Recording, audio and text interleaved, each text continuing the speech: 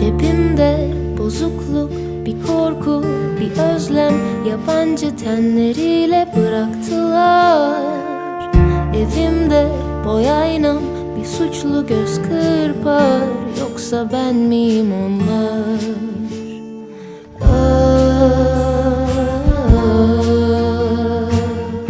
Yalanlarla vurdular, derin kalın önemli değil.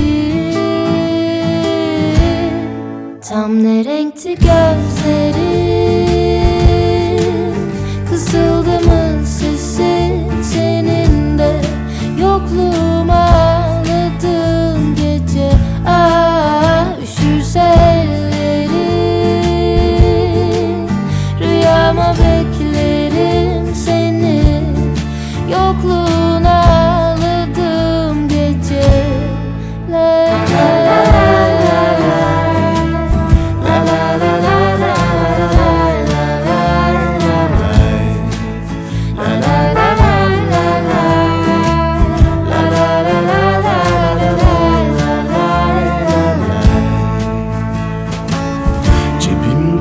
bozukluk, bir korku, bir özlem, yabancı tenleriyle bıraktılar.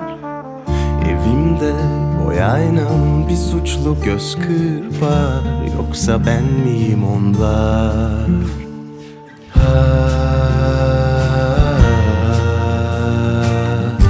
Yalanlarla vurdular, derin kalın önemli değil.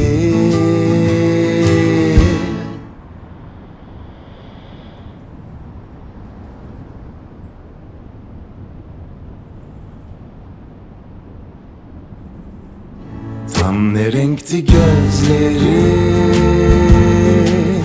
kısıldı mı sesin, senin de yokluğuma ağladığın gece. Üşürse ellerin,